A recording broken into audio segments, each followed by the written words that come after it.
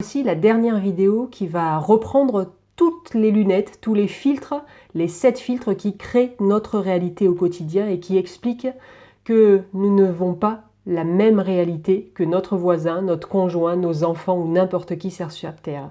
Je plains beaucoup les policiers quand ils doivent recueillir les témoignages autour d'un accident, puisque chacun ayant ces 7 filtres de réalité, ça doit être très cocasse d'avoir l'écoute de tous ces témoignages-là.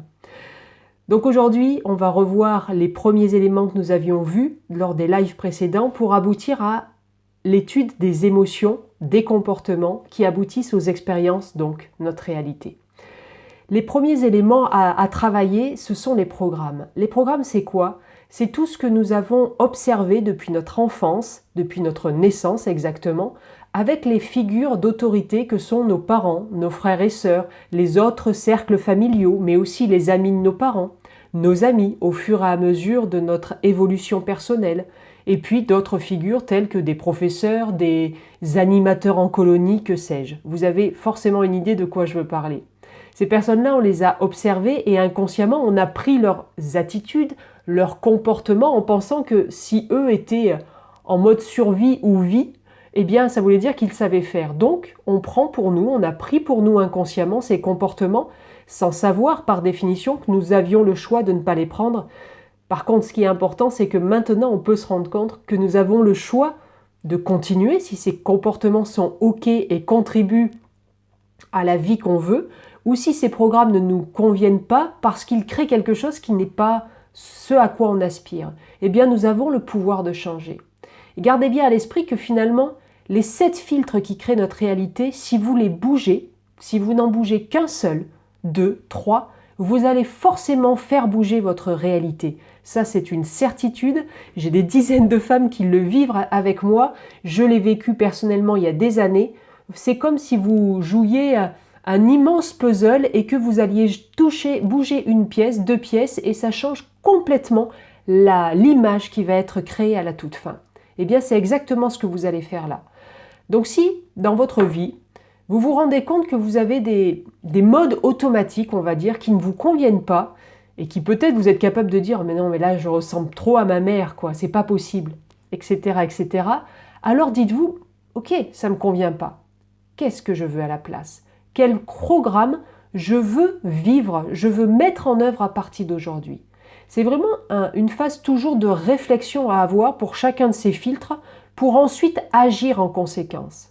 Donc prenez un papier et un crayon et listez les programmes avec en face de chacun d'eux qui vous a inculqué ce programme.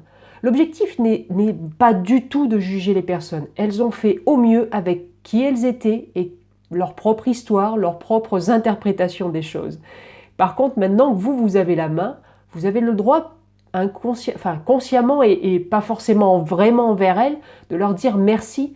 Parce qu'en fait, si vous en êtes là où vous êtes aujourd'hui, c'est aussi grâce à elles, c'est aussi grâce à ces personnes qui vous ont donné ces programmes, qui vous ont permis de vivre jusqu'à présent. Et c'est correct. Mais si la réalité que c'est actuellement ne vous convient pas, eh bien, il vous appartient de changer ces programmes.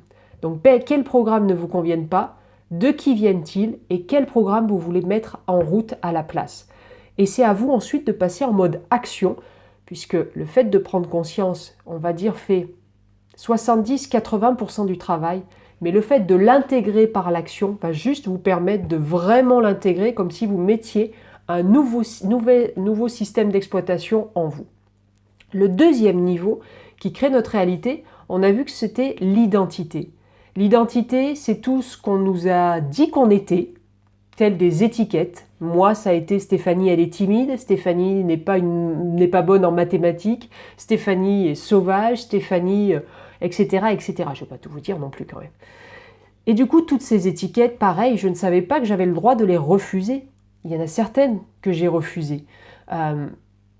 Mais celle de la timidité était tellement visiblement en adéquation avec ce que moi-même je sentais en mal-être intérieur par rapport aux autres, par rapport au regard des autres, que je ne supportais pas, je me mettais à bafouiller terriblement, eh bien j'ai accepté cette étiquette.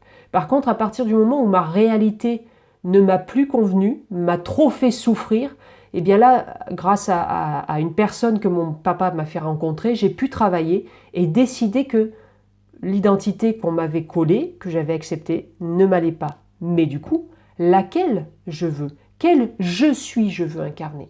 Et c'est toute la question que vous devez vous poser, notamment si vous êtes dans ce groupe où on est censé travailler sur entreprendre sa vie, entreprendre peut-être une activité professionnelle, qu'elle soit principale ou accessoire. Vous avez besoin d'incarner une nouvelle identité, pas forcément à 100%, mais vous avez besoin de devenir quelqu'un d'autre ou de laisser sortir le quelqu'un qui est peut-être déjà en train d'hurler au fond de vous en sachant que vous avez déjà tout, et ça c'est une certitude de ma part, il faut le laisser sortir, lever le couvercle. Donc posez-vous la question, par rapport à ce que vous voulez vivre comme réalité, quelles identités avez-vous besoin de prendre pour vous, de développer et de mettre en œuvre à l'extérieur? Le troisième niveau, après l'identité, ce sont les croyances. Les croyances, comme je vous l'ai dit, ce sont toutes les idées que l'on pense vraies. Ce sont majoritairement des règles de vie. Ce sont des phrases qui commencent par « Je crois qu'il est important d'arriver à l'heure à un rendez-vous.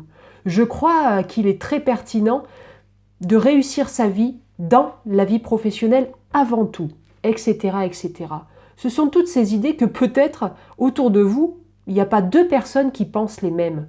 Donc en fait, une croyance, il faut vraiment vous mettre dans la tête qu'elles sont toutes malléables, qu'elles sont toutes possibles de les faire disparaître, tel le fait que vous avez cru au Père Noël pendant un moment et à partir du moment où le sujet a été dévoilé, eh bien vous vous êtes mis à ne plus y croire au Père Noël. Donc tout est possible. Tout ce que vous croyez sur vous, sur les autres et sur le monde, tout ça, c'est bougeable pour pouvoir créer votre réalité, la réalité que vous voulez vivre et créer. Après les croyances, nous avons vu qu'il y avait, je ne sais plus, après les croyances, il y a les pensées et les représentations mentales. Heureusement que c'est le live de la semaine dernière. Les pensées et représentations mentales, c'est tout notre dialogue intérieur. C'est toutes les pensées que l'on se dit, qui sont à 80% en automatique d'une journée sur l'autre. 80% de ce qu'on pense, on l'a pensé la veille, on l'a pensé l'avant-veille. Et c'est toutes les sons, c'est toutes les images, c'est tous les films qu'on se fait. C'est tout ça, les représentations mentales. Si par exemple, vous allez passer un entretien de recrutement et que vos pensées vous disent « Oh là là, je ne vais pas y arriver, oh, et puis la dernière fois, ça s'est très très mal passé, j'ai pas su m'imposer, j'ai du mal à regarder le regard », tout ça, c'est votre dialogue intérieur qui va aboutir à ce qu'on va commencer à voir aujourd'hui. À voir aujourd'hui, c'est les émotions. C'est-à-dire que toutes nos pensées ont un impact sur le ressenti interne que nous avons, qui s'appelle les émotions. Les émotions, c'est quoi finalement? Les émotions, ça vient de emovere en latin, qui veut dire énergie qui va vers l'extérieur, mouvement qui va vers l'extérieur. Une émotion, c'est un message qui vient de notre inconscient pour parler à notre conscience. C'est vraiment le corps, l'âme, qui parle à travers tous ces ressentis de joie, de colère, des trucs un peu forts qui là nous font comprendre qu'il y a quelque chose à faire. Quand c'est des émotions à impact positif, tant mieux, accueillez-les. Quand c'est des émotions à impact négatif, prenez vraiment le message qu'il y a derrière parce qu'une émotion, c'est un message pour changer au mieux. Donc, toute émotion est intelligente, toute émotion a un message et selon l'émotion que vous portez, vous comprenez bien que ça va créer une réalité différente. Si vous baignez dans des émotions de joie, de légèreté, d'accomplissement personnel au quotidien, vous imaginez bien que votre réalité va être légère, joyeuse, waouh, génial quoi. Alors que si vous baignez dans des émotions plutôt de peur, de colère, d'anxiété permanente, eh bien forcément à l'extérieur, vous allez avoir une vie beaucoup plus sombre, une vie beaucoup plus sur vos gardes.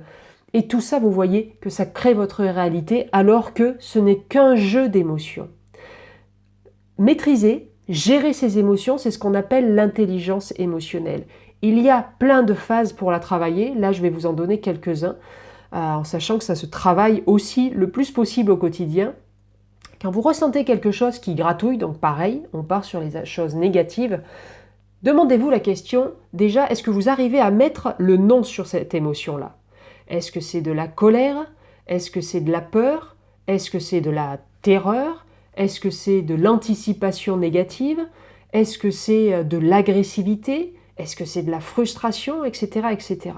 Essayez déjà vous-même, l'intelligence émotionnelle, c'est s'apporter la connaissance à soi sur les émotions. Donc si vous arrivez à mettre le nom d'une émotion, à l'identifier, ça sera de plus en plus facile de les identifier et de les traiter. Donc quel est le nom de cette émotion? Et puis vous demandez, qu'est-ce que cette émotion a à me dire? Si cette émotion avait le message pour que j'aille mieux, pour que je change pour mieux vivre, quel serait ce message? Encore une fois, toutes les émotions ont ce message, ont un message. Et du coup, une fois que vous avez déduit, décrypté, analysé le message, demandez-vous ce que vous devez faire pour répondre à ce message-là. Si la colère vous dit, quand vous rentrez chez vous tous les soirs, toutes les chaussures de toute la famille sont exposées comme s'il n'y avait pas 3 personnes mais 10, eh bien la colère, le message, c'est qu'il va falloir aller verbaliser peut-être votre déception de voir que votre maison n'est pas rangée et qu'être accueilli par ce spectacle-là, n'est pas sympathique. Et du coup, en le verbalisant à votre famille, eh bien, c'est aussi leur demander d'agir en un sens que ça soit rangé ou que ce soit trouver un juste milieu qui convienne à tout le monde. Bref, vous connaissez mieux votre contexte que moi, mais il y a une action à poser si vous avez vraiment fait le travail de trouver le message derrière l'émotion. Après l'émotion, ce qui arrive, eh bien, ce sont justement les comportements. Forcément, puisque je vous dis qu'après l'émotion, une fois que vous l'avez analysée, vous allez agir en conséquence. Vous allez la traduire en émotion, en comportement, en acte du quotidien. Un comportement, souvent on me dit en coaching, mais je n'ai pas le choix, j'agis comme ça parce que je ne sais pas faire autrement, je n'ai pas appris autrement, et puis un comportement, Stéphanie, c'est automatique. Eh bien non. Là aussi, comme tous les autres niveaux, dites-vous que vous avez le pouvoir, que vous avez le choix du comportement à avoir. Vous avez raison, et toutes les personnes qui me disent ça ont raison. On part de manière automatique. Parce que tout ce qui est avant, les programmes, les croyances, l'identité, etc., hop, ça déboule tel un jeu de domino qui fait tomber jusqu'à la dernière case en mode automatique. Parce que comme on l'a vu, rappelez-vous, notre cerveau adore le mode automatique puisque ça lui fait économiser de l'énergie. Par contre, il ne nous empêche pas de changer de comportement. On a le droit de faire un stop à un comportement automatique. Donc, quand vous avez un comportement sur lequel vous êtes en mode automatique, par exemple, toujours dans la même situation, je ne sais pas, par exemple, vous affirmez par rapport justement à vos besoins en termes de maison rangée, si on reprend l'exemple des chaussures à l'entrée de chez soi. Si vous savez que vous avez du mal à vous affirmer dans vos besoins, eh bien c'est peut-être que vous êtes en mode automatique, peut-être que ça vient d'un programme de votre enfance ou peut-être votre propre maman n'arrivait pas à dire ses besoins. Si vous réfléchissez, quel comportement aimeriez-vous avoir? Comment aimeriez-vous vous affirmer? En fait, il faut aider votre cerveau, si ça n'existe pas en lui ce programme de s'affirmer, il faut réfléchir, vous poser et vous dire « Mais alors, si la situation était idéale pour moi, j'arriverais à faire ça, c'est-à-dire à prendre entre 4 yeux mon mari, mes enfants, et posément leur dire « Écoutez, ça fait plusieurs fois que je rentre, vous savez à quel point ma maison est mon cocon, mon havre de paix, et quand je rentre et que je vois une vingtaine de chaussures étalées comme si on était 12 dans la maison, mais écoutez, ça me fait vraiment pas plaisir. Est-ce qu'on pourrait convenir que chacun range sa paire de chaussures du moment et qu'il n'y a aucune raison d'aller toucher toutes les autres ou de changer 3 fois de paire de chaussures, etc., etc. » Là, je vous le dis en totale improvisation, mais dit comme ça, peut-être que ça peut le faire, je ne sais pas. En tout cas, voilà, vous allez consciemment réfléchir à comment vous aimeriez idéalement vous comporter. Et du coup, peut-être que cet entraînement que là je viens de faire en direct devant vous, mais que vous avez intérêt à faire dans votre tête, à vous poser, à imaginer la scène, à créer, vous vous rappelez les pensées et les représentations mentales qui vont avec, vous voir le dire posément, voir des réactions positives en face de vous et imaginer que ça se passe superbement bien, qu'il y a un accord et que à partir de là, plus jamais, ou quasiment plus jamais, il ne faut peut-être pas exagérer, quasiment plus jamais, il n'y aura cette exposition de chaussures quand vous arrivez chez vous. Eh bien, vous avez passé ainsi commande à votre cerveau et votre comportement, vous le comprenez, va changer, peut changer et c'est pour votre réalité que vous avez intérêt à ce que ça change. Tout ça, ça nous fait aboutir à la dernière paire de lunettes, au dernier filtre, ce sont nos expériences. Les expériences, en fait, c'est l'aboutissement de cette chaîne-là, c'est-à-dire que plus je vais avoir ces comportements d'affirmation de soi, de confiance en moi, de bien-être, de capacité à verbaliser les difficultés sans monter sur mes grands chevaux, sans exploser, eh bien ça va donner des expériences d'une certaine couleur, une expérience positive à la maison, une expérience de donnant-donnant, etc., etc. Alors que si vous continuez avec le comportement qui est je me tais, je dis rien, c'est pas grave que les chaussures soient en vrac, c'est pas grave que ma maison dans laquelle j'adore vivre, mais quand elle est en bordel, ça m'horripile. Non, c'est pas grave, c'est pas grave, c'est pas grave. Bien, à votre avis, quelle expérience cela vous fait vivre? De la frustration, de la colère accumulée et le risque peut-être d'une explosion type Tchernobyl un jour, alors que peut-être eh bien, ils sont à 10 000 lieues de penser que c'est catastrophique ou problématique à ce point-là. Vous voyez, toute la chaîne peut aboutir à des expériences de vie différentes. Ce que je vous dis est valable, là je vous donne un exemple dans la vie personnelle, la vie familiale, mais en fait tout ça c'est toujours le même fonctionnement dans n'importe quelle sphère de votre vie. Donc, réfléchissez au comportement que vous voulez avoir pour vivre telle expérience que vous allez définir aussi. Encore une fois, prenez vraiment votre cerveau comme votre système d'exploitation dans lequel il faut rentrer des logiciels, il faut les mettre à jour, il faut peut-être en jeter certains pour en mettre de nouveaux. Et c'est tout ce process que vous faites à chacun des niveaux de cette chaîne de la transformation humaine. C'est un travail qui n'est pas forcément aussi long ou aussi fastidieux que cela puisse paraître. En tout cas, moi j'essaye de le faire vivre de la manière la plus ludique possible parce qu'en fait, vraiment, la vie n'est qu'un jeu. Si vous prenez la vie comme un jeu, vous allez baisser la pression sur vos épaules, vous allez baisser l'enjeu. En coaching, on dit que la pression de l'enjeu tue le jeu. Comme une équipe de sport, plus la pression de l'enjeu de telle coupe à gagner, de tel match à gagner chez soi, à domicile, etc., plus cette pression est là, plus le jeu est rigide, plus on se met la pression, plus on se contient, plus on s'observe, et moins on est fluide dans peut-être des choses qu'on sait parfaitement faire dans son jeu habituel. Donc enlevez-vous la pression et dites-vous à chacune de ces paires de lunettes, qu'est-ce que vous pouvez identifier? Du coup, de faire appel à votre conscience, qu'est-ce que vous voulez à la place? Et qu'est-ce que vous allez mettre en œuvre de l'intérieur vers l'extérieur? Quelle action vous allez faire pour pouvoir changer tous ces filtres-là? J'espère sincèrement que ces lives et cette vidéo vous aura apporté beaucoup de valeur et que ça va vraiment vous permettre d'entreprendre votre vie. J'ai vraiment cette conviction que si plus de femmes osent entreprendre leur vie, osent prendre leur place, osent être elles, et osent surtout le montrer et en faire bénéficier le monde, eh bien nous aurons tous un monde meilleur. En tout cas, j'espère que si vous n'y croyez pas jusqu'à présent, peut-être que mes mots vous auront persuadé, convaincu, et que peut-être tout ce que je vous dis dans ces lives, vous allez appliquer et vous allez voir par effet domino aussi les choses changer petit à petit dans votre réalité. En tout cas, c'est tout ce que je vous souhaite. Sachez que je vous souhaite le meilleur. Sachez que je suis à votre disposition autant que de besoin, comme certaines d'entre vous font appel à moi, que ce soit par message privé ou aussi via mes accompagnements. J'ai la certitude que vous êtes toujours à ça de réussir et de créer la vie que vous voulez. Portez-vous bien et à très bientôt.